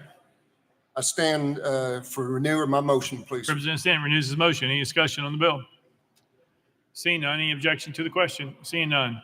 All those in favor, House Bill 676 as amended, vote aye when the bell rings. Those opposed, vote no. As every member vote, as any member wish to change their vote.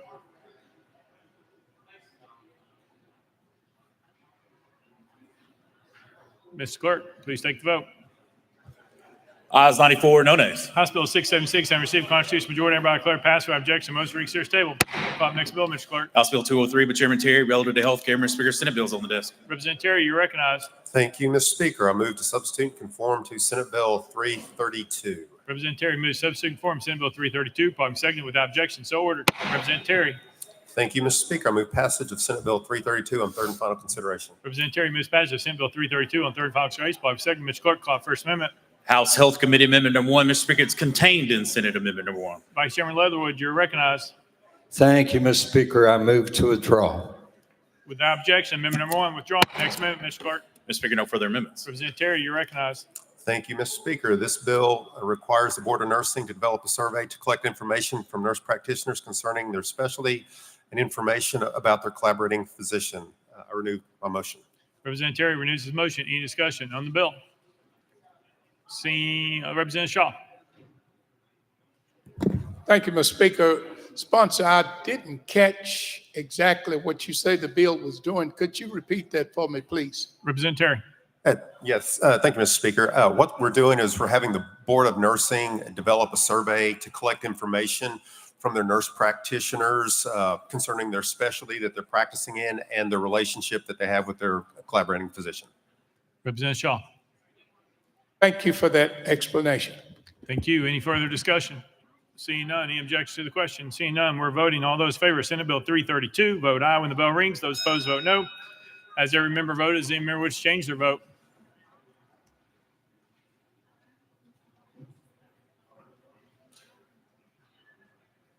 Mr. Clerk, please take the vote. Ayes 92, 1 nay, 2 present, not voting. Senate Bill 332, having received constitutional majority, hereby declare passed by objection. Most read series table. Next bill, Mr. Clerk. House Bill 1044 by Chairman Terry and others relative to rights of conscience and free speech. Mr. Speaker, Senate bills on the desk. Chairman Terry, you're recognized. Thank you, Mr. Speaker. I move to substitute and conform to Senate Bill 955. Chairman Terry moves substitute form Senate Bill 955, probably second without objection. So ordered. Chairman Terry. Thank you, Mr. Speaker. I move passage of Senate Bill 955 on third and final consideration. Chairman Terry moves passage of Senate Bill 955 on third and final consideration, probably second. Mr. Clerk, call First Amendment. House Health Committee Amendment number 1. Vice Chairman Leatherwood, you're recognized. Thank you, Mr. Speaker. I move to adopt and yield to the sponsor for explanation. Vice Chairman Leatherwood moves adoption. House Committee Amendment number 1, probably seconded. Any discussion on the amendment? Seeing none. All those in favor of adopting Committee Amendment number 1 say aye. Aye. All those opposed say no. The ayes have it. You adopted. Next amendment, Mr. Clerk. Mr. Speaker, no further amendments. Chairman Terry, you're recognized. Thank you, Mr. Speaker. And what the Medical Ethics Defense Act does is it has 3 protections. One is a conscious protection for providers not to participate nor pay for procedures, treatments, or services that violate the conscience of the provider. Whistleblower protection against such conscious protection violation, and prohibits a government entity from taking action against a healthcare provider for exercising free speech unless there's clear and convincing evidence for direct harm to a patient. There are 3 exclusions. It does not apply to procedures, treatments, or services governed by federal law, including EMTALA, which is the Emergency Medical Treatment and Active Labor Act. It does not apply to healthcare professional or a healthcare institution when performing healthcare procedures, treatments, or services for an individual who is in imminent danger of harming themselves or others, and establishes that a healthcare payer may not decline payment for healthcare procedure, treatment, or service if it is contractually obligated to pay for that. The bill does nothing. This bill has nothing to do with objecting to care based on someone's race, color, sex, religion, or nation of origin. I renew my motion. Chairman Terry renews the motion. Any discussion on the bill? Chairman Kumar, you recognized. Thank you, Mr. Speaker. Grateful to Dr. Terry for bringing up the Medical Ethics Defense Act. Ethics in medicine are the moral values that practitioners abide by. In today's world of moral relativism, these are more important than ever. Healthcare and medicine are a high calling with great responsibility on all practitioners. Our patients rely us on fair and unbiased advice. Ethics are the foundation of our profession as embodied in the Hippocratic Oath. House Bill 1044 protects the conscience, the moral principles, and the free speech rights of healthcare workers. It is critically needed, and we are grateful to have it. Thank you, Mr. Speaker. Thank you. Chairman Terry? Good. All right. Thank you. Any further discussion? Representative Renaud. Thank you, Mr. Speaker. My question, sponsor, is will anything in this bill prevent or allow a medical professional to discriminate against a patient who also exercises their religious rights to maybe say that they don't want a certain procedure done? Or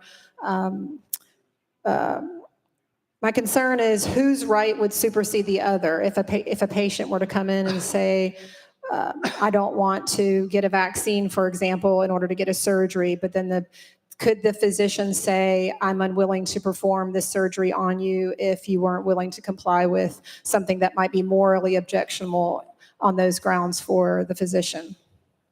Chairman Terry. Can you repeat that? I'm not sure I quite understand. Representative Renaud. Thank you. I'll try again. Will this allow a medical professional to discriminate against a patient who's also exercising or wanting to exercise their religious rights to decline potentially something advised by their doctor? Chairman Terry. So thank you. So if the physician was saying, this is basically a Hippocratic Oath, do no harm. And so this doesn't say you can discriminate against a patient for their religion. It says that in here, or does not address religion, discriminate against anybody for race, color, religion. And so if they have a religious objection, this would not supersede that. However, if as a physician you felt like you would be doing harm to a patient, then you could say, I'm not going to do any harm to you by doing a procedure. Representative Renaud. Will patients be notified in advance what procedures a physician or medical professional might object to? Chairman Terry. I'm not sure that that's directly addressed in this. Representative Renaud. Okay, no further questions. Thank you. Representative Hardaway. Thank you, Speaker. To the sponsor, what are the guidelines that prevent racism from becoming an issue here? How do we ensure that the provider is not using and under the guise of some other objection, using it just to cover abject racism? Chairman Terry. That would be, thank you. It says in here as far as being under federal law or other federal laws that are out there, so the Civil Rights Act. So this has nothing to do with race. This is dealing with procedures or treatments. Representative Hardaway. All right, I would like to believe that it wouldn't have anything to do with race, but I've actually been in a hospital setting and seen a nurse refuse to give service to a Black man for no other reason other than it was a Black man. So I'm cautious about this and whether it gives cover for racism to be practiced in the health field. So I'm going to have to oppose your bill. Thank you. Chairman Terry. Got it. Representative Travis. Thank you, Mr. Speaker. Move previous question. Previous question be called. Is there objection?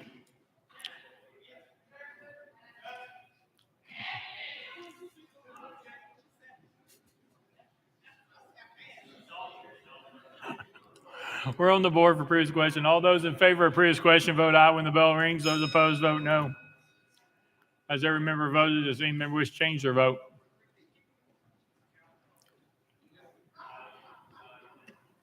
Ms. Clerk, please take the vote. Aye, 71, 22 nays. Previous question prevails. All those in favor, Senate Bill 955 is amended, vote aye when the bell rings. Those opposed vote no. Has every member voted? Does any member wish to change their vote?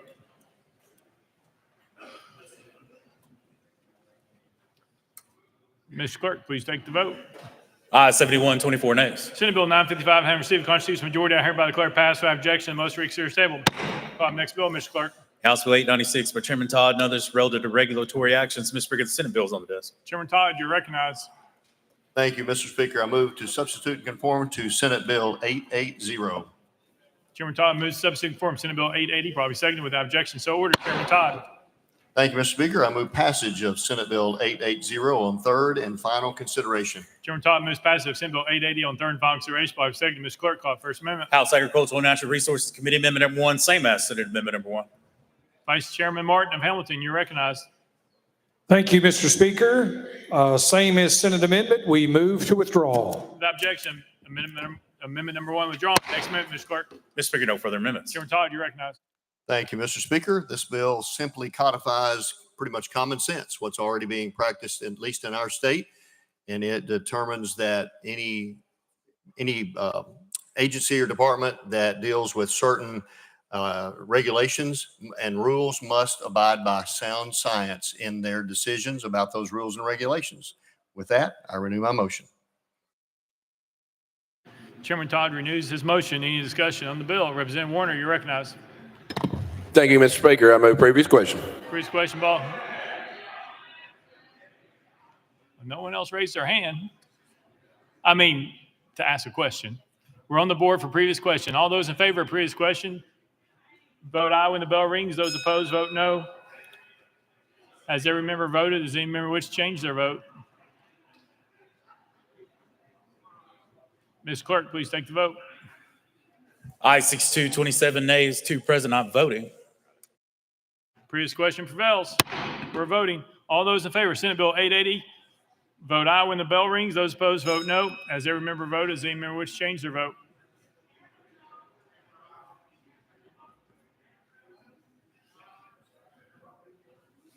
Ms. Clerk, please take the vote.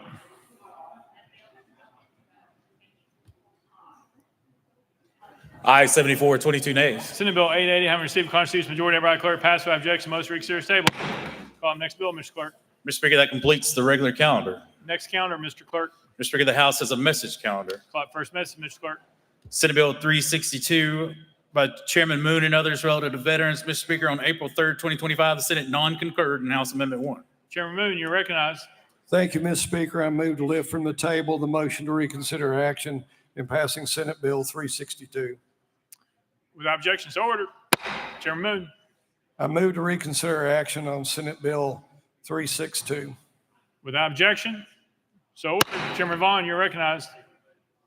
Thank you, Mr. Speaker. I move to reconsider our actions on amendment number 1.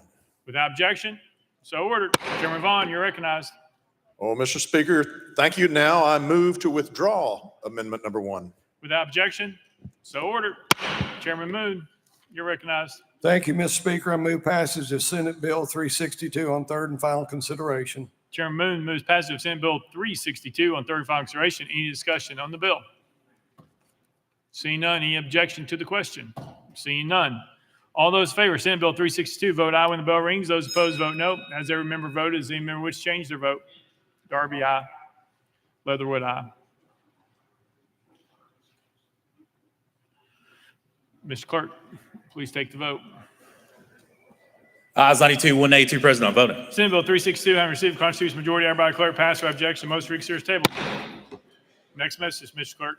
House Bill 501 by Chair Lady Littleton relative to children and youth. Mr. Speaker, March 31st, 2025, the Senate substituted House Bill 501 for Senate Bill 444, adopted Amendment 1, and passed House Bill 501 as amended. Representative Littleton, you're recognized. Thank you, Mr. Speaker. I move to concur in Senate Amendment Number 1. Representative Littleton moves to concur in Senate Amendment Number 1. Properly seconded. Any discussion on the amendment? Seeing none, any objection to the question? Seeing none. All those in favor of Senate Amendment Number 1, vote aye when the bell rings. Those opposed, vote no. Has every member voted? Does any member wish to change their vote? Williams, aye.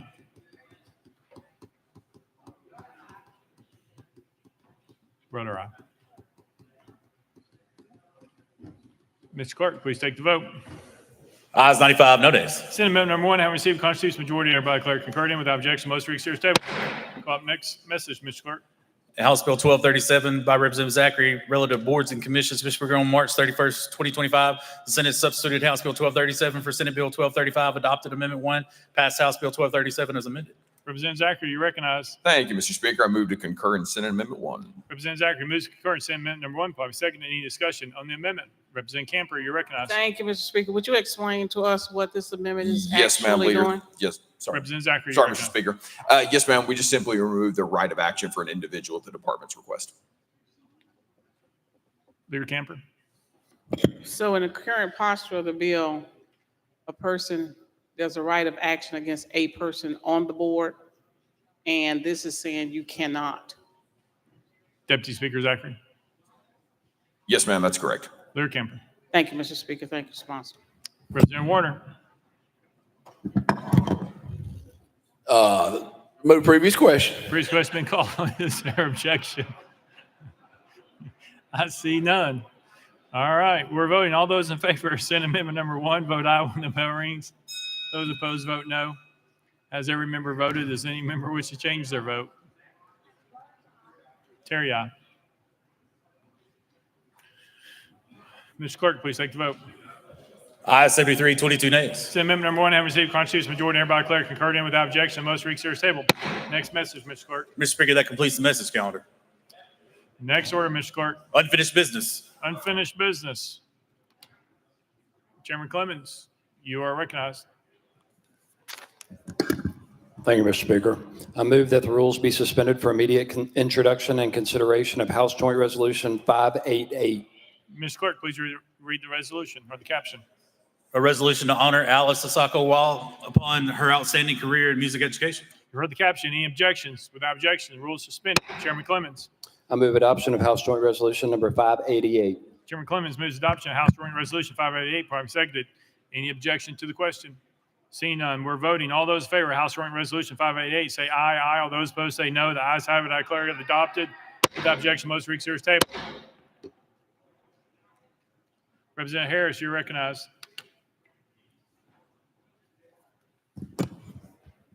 Thank you, Mr. Speaker. I move that the rules be suspended for immediate introduction and consideration of House Joint Resolution 591. Mr. Clerk, read the caption. House Joint Resolution 591, a resolution to honor the University of Memphis Tigers football team on an outstanding season. You heard the caption. Any objections? Without objection, the rules are suspended. Representative Harris. I move adoption of House Joint Resolution number 591. Representative Harris moves adoption of House Joint Resolution 591. 591 properly seconded. Any objection to the question? Seeing none, we're voting. All those in favor of House Joint Resolution 591 say aye. Aye. All those opposed say no. The ayes have it. I declare it adopted without objection. Most reconsidered table. Representative Harris. Thank you, Mr. Speaker. I move that the rules be suspended for immediate introduction and consideration of House Joint Resolution 592. Mr. Clerk, read the caption. House Joint Resolution 592, a resolution to recognize and commend the University of Memphis Athletic Department. You heard the caption. Any objections? Without objection, the rules are suspended. Representative Harris. Thank you, Mr. Speaker. I move adoption of House Joint Resolution number 592. Representative Harris moves adoption of House Joint Resolution 592. Properly seconded. Any objection to the question? Seeing none, all those in favor of House Joint Resolution 592 say aye. Aye. All those opposed say no. The ayes have it. I declare adopted without objection. The most reconsidered is tabled. Leader Lambert, you're recognized. Thank you, Mr. Leader. Thank you, Mr. Speaker. After consulting with the minority leader, I move that SJR 45 be heard in the Education Committee this week. You've heard the motion. Any objections? Without objection, so ordered. Leader Lambert. Thank you, Mr. Speaker. Move that HJR 318 and House Bills 1438, 1436 and 1430 be heard in the State and Local Government Committee this week. You've heard the motion. Any objections? Without objection, so ordered.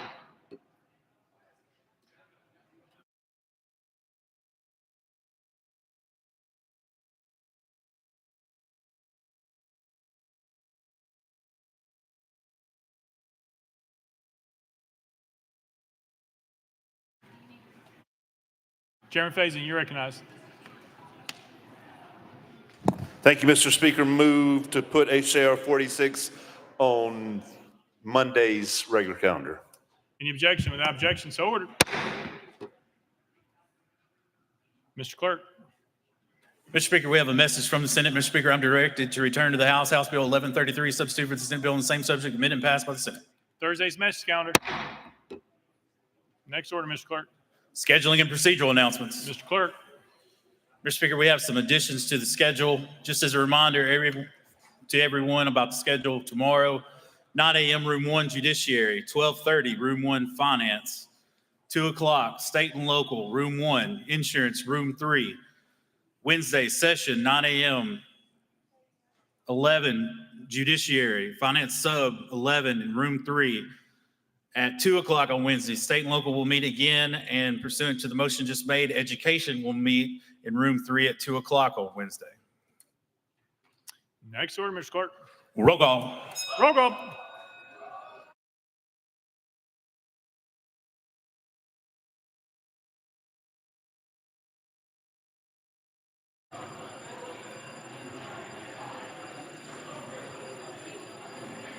Ms. Clerk, please take the roll. Mr. Speaker, 95 members present. Next order, Mr. Clerk. That completes the regular order, Mr. Speaker. Leader Cochran, you recognize. Thank you, Mr. Speaker. I move the House stand in recess until 9 a.m. on Wednesday, April 9th, 2025. Without objection, the House stands recess till 9 a.m. on Wednesday, April 9th, 2025.